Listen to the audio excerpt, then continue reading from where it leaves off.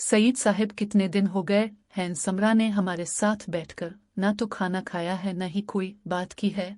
Mister Saeed ने अफसुर्दगी से शौहर की जानिब देखते हुए कहा। सईद साहब ने काफी का कप मेज पर रखते हुए पुरसोच नजरों से बीवी की जानिब देखा और उठकर उनके बराबर आकर बैठ गए। रेहाना इस को कुछ वक्त दो, वो बहुत बड़े शाक से गुजरी है। 3 साल की मंगनी का यूं अचानक खत्म हो जाना मामूल बात नहीं।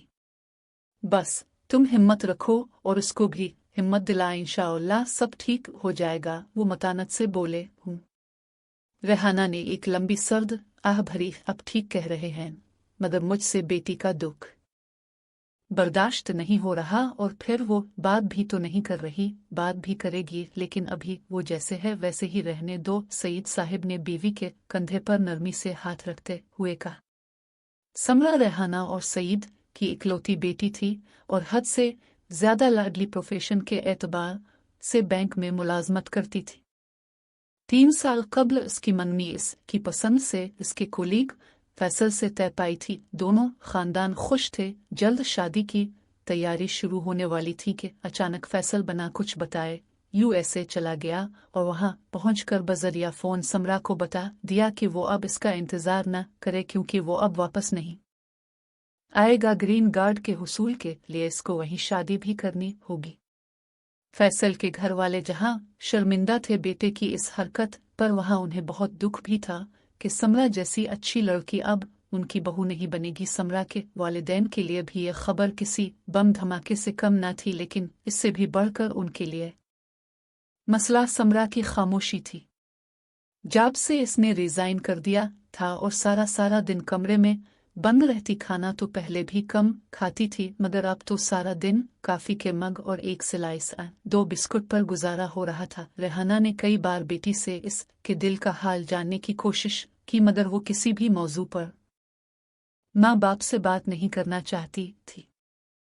सारे घर में मुर्दनी सी छाई हुई थी।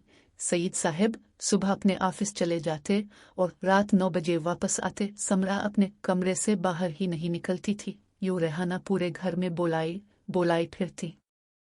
सोफिया, मुझे चाय का एक कप दे दो और फिर किचन की अच्छी तरह सफाई कर लो। रेहाना ने लाउंज से मुलाजमा को आवाज देकर कहा। सोफिया ने कुछ देर बाद चाय का कप और अखबार मेज पर रखा और जैसे ही पलटी इसके चेहरे पर खुशगवार हैरत दर आई। समरा बाजी, अब के लिए भी चाय बना दूं? सोफिया की आवाज पर रेहाना ने पलटकर देखा तो समरा दोनों हाथों से अपनी कंपटियां दबाते हुए लाउंज में आ गई। क्या हुआ समरा, सर में दर्द है? रेहाना ने प्यार से समरा का हाथ थामकर उसको अपने पास सोफे पर बैठती हुए कहा। उम्मी, सर फटा जा रहा है, दर्द इतना शदीद है कि मुझे कुछ नजर भी नहीं आ रहा। सोफिया, जाओ मेरे कमरे से हेयर ऑयल की बोतल ले आओ। रेहाना ने सोफिया को जल्दी जाने का इशारा किया। उम्मी तेल नहीं लगवाएगी? समरा ने माँ की तरफ देखते हुए कहा। अब जानती तो है तेल के चुपचुपेपन से मुझे अलिफालझन होती है। बेटी, तुम आज मेरी बात मान लो, देखो कैसा आराम आएगा। इतनी देर में सोफिया हेयर ऑयल की बोतल ले आई। समरा, तुम नीचे किचन पर बैठ जाओ, रेहाना ने समरा से कहा तो वो बादल खास्ता सोफे से उठकर मुंह बसूरती नीचे किचन पर बैठ गई। रेहाना ने ऑयल की बोतल को अपनी हथेली पर उल्टा और समरा के सर पर लगाना शुरू कर दिया। अम्मी, ये खुशबू किस चीज की है? समरा ने आंखें बंद किए माँ से पूछा। बच्चे, ये हेयर ऑयल की खुशबू है। देखना तुम्हारी आधी तकलीफ तो इस खुशबू से ही खत्म हो जाए गी। वो मुस्कुराएं। समरा के बाल बिल्कुल खुश्क और रूखे हो रहे थे और बुरी तरह अलिफालजे रहे थे। रेहाना अब समरा के सर पर बाकायदा मिसुच कर रही थी और वो महसूस कर रही थी कि समरा के तने हुए तासुरात अब ढेले पड़ते जा रहे थे। तुम्हें पता है, समरा अम्मा भी हमेशा आयल हम बहनों के सर पर लगाया करती थी और जैसे तुम्हें उसकी खुशबू अच्छी लगी, मुझे भी यह खुशबू बेहद पसंद है। आखिर अम्मा की भी तो याद दिलाती है। रेहाना ने बेटी के बालों की नोकों पर प्यार से आए लगाते हुए कहा। समरा ने अपने पांव पसरकर उन पर तकिया रखते हुए माँ से कहा। अम्मी, सोफिया से कहीं मुझे काफी बना दे। समरा की आवाज सुनकर ही सोफिया किसी जिन की तरह हाजिर हो गई। जी बाजी अभी लाए, कहती वो किचन में घुस गई। समरा, कुछ खा भी लो बेटे, कब तक भूखी रहूगी। वो माँ थी ना, बेटी के दुख पर इससे ज्यादा दुखी थी। मम्मी जोर से मिसच कीजिए, बहुत आराम मिल रहा है। समरा ने माँ की बात सुनी सुनी करके कहा, तुम्हें पता है समरा, तुम्हारे अबू से शादी से पहले मेरी बात मेरे तायाजाद से तय थी किया।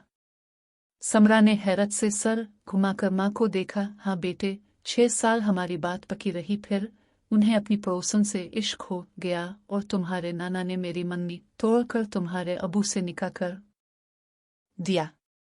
कुछ दिन में अफसुर्दा रही, फिर अम्मा के समझाने पर अक्ल में ये बात आ गई कि जो आपका था ही नहीं, इसके लिए किया रोना।